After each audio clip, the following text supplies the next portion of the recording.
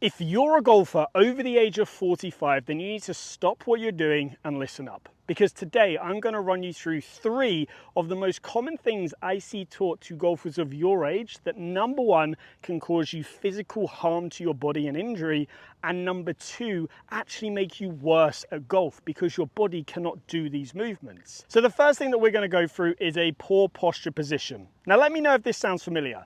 You go for a lesson with your local pro. They film your swing, they chuck you up on the TV, and then they bring up Adam Scott or Rory McIlroy.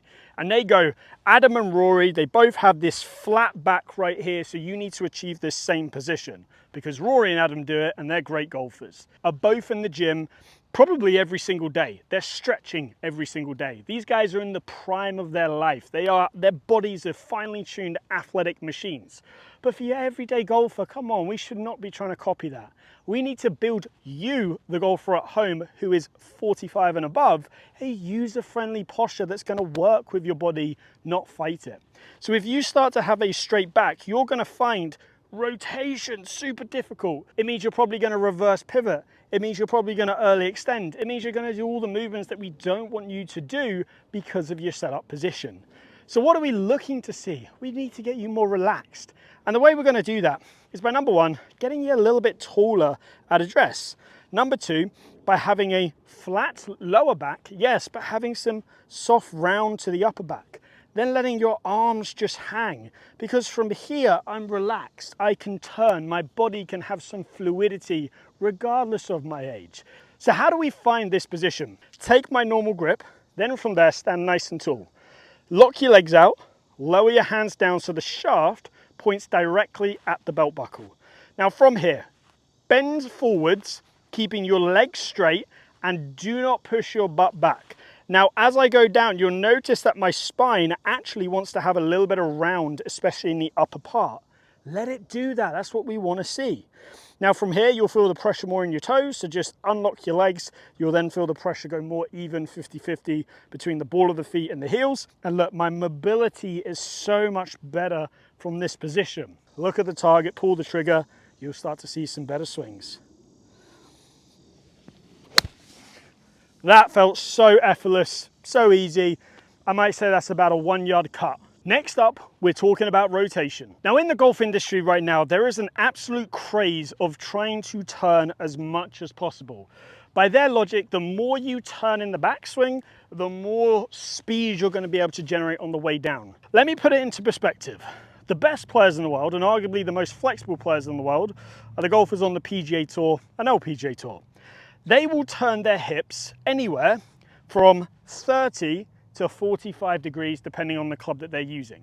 They will turn their shoulders anywhere from 80 to 105 degrees during the backswing. So if you are turning your hips 35 degrees and maybe your upper body to 80 or 90 degrees, that is absolutely fine. You do not want to be stood there trying to turn as much as possible, look over your shoulder, do all of these things. Now granted, if your swing looks like this and you have not a lot of rotation at all and you're all arms, then yes, we will need to add some rotation.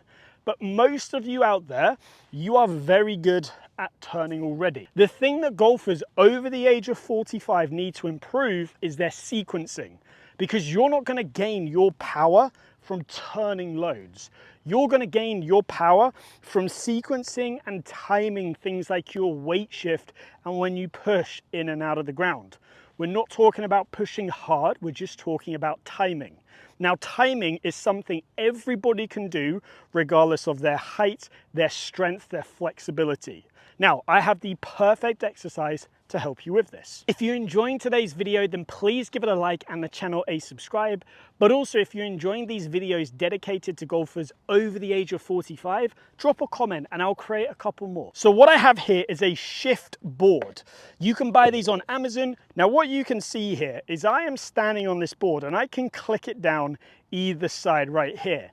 Am I moving my body a lot? No, I'm not. All I'm doing is changing the pressure and the weight in my feet. So if I told you, right, I want you to set up here with the left side clicked down.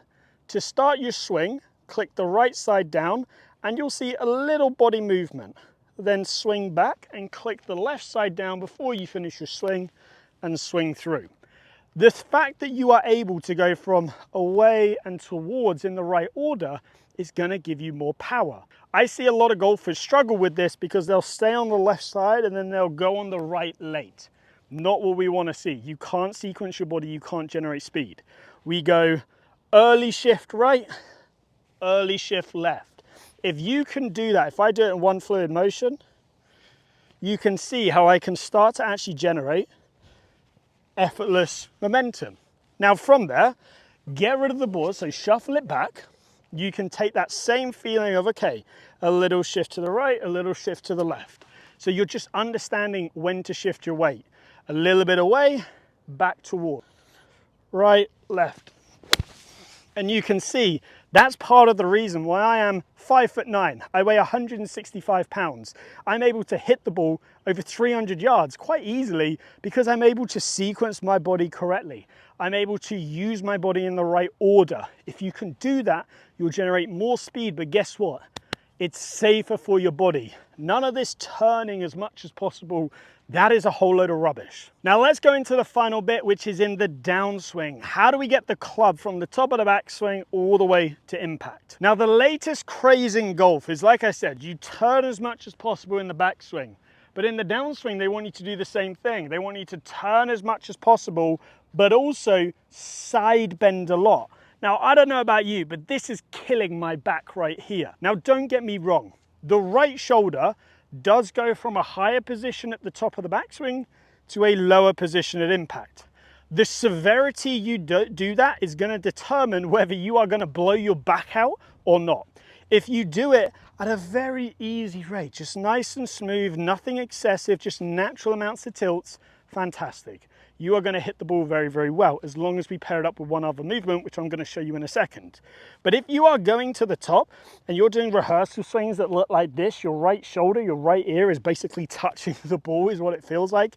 I'm sorry, but you are not going to be playing number one, good golf, or number two, your back's going to go. How do I know this? My back went. My back went at the age of 22 doing that.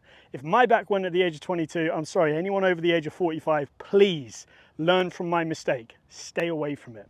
So if that's not what we're doing, how do we get the club from the top of the backswing to the ball without having this stupid amount of side bend? Well, let's think about this logically. We are obviously starting our downswing by shifting towards the target, we're turning and we're pushing out of the ground. The body is doing that. But as the body is doing that, what are these things doing? Our arms, our hands. They're going from a high position to a low position. Now, how do they do that? Do they magically move or do they simply pull down? Now, how many times have you been told, don't pull your arms down, side bend? It just makes no sense. The best players in the world, and we have measured this thousands of times, accelerate their hands very quickly and very early. So they are pulling down on the handle extremely fast. That's the only way you can get your hands up and down at a rapid rate. The other way is by side bending. Nobody wants to do that because it kills your back. So what all of you golfers over the age of 45 need to understand is to get the hands down, we are using the arms as we are shifting our body and turning. Our arms are also pulling downwards. So if I told you, right, we need to get your arms pulling straight down, that's quite a complicated thought. But what if I told you, I said, right, there's a sensor in the middle of the grip, like a red dot. What if I told you, right, from the top, I want you to feel like your right side stays quite high, so don't let your right shoulder drop. So that therefore now means the only way you can get that red dot in the middle of the grip down low is by using your arms and just pulling them straight down in front of your right thigh. As low as possible, as quick as possible. Here, is this putting pressure on my body? No, it's not. Is this actually a speed move that's going to generate lag? Yes, pulling the handle is a speed move. It generates lag and then we can release that angle to generate speed. So I want you to go to the top, all the way up, come down, hands nice and low. Now the exercise I want you to do to stop your right side from dropping is a split stance drill. To set up to the ball, take your left foot slightly forwards and your right foot slightly back. You can see maybe about a 45-degree angle. Now from here, I want you to hit shots Don't let the right shoulder drop. Feel like you keep that right shoulder higher than what you're used to.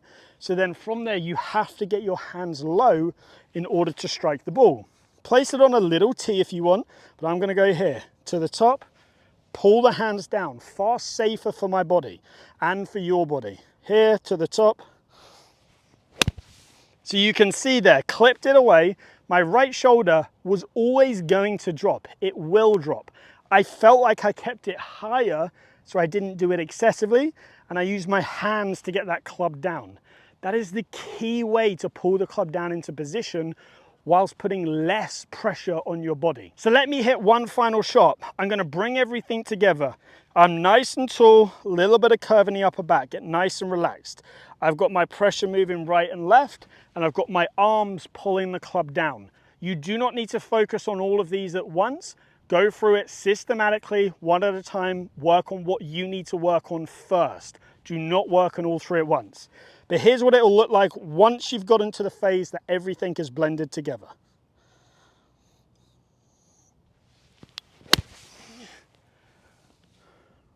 Now, if you've enjoyed this video and the theme of golfers over the age of 45, drop a comment down below. I will create more videos just like this.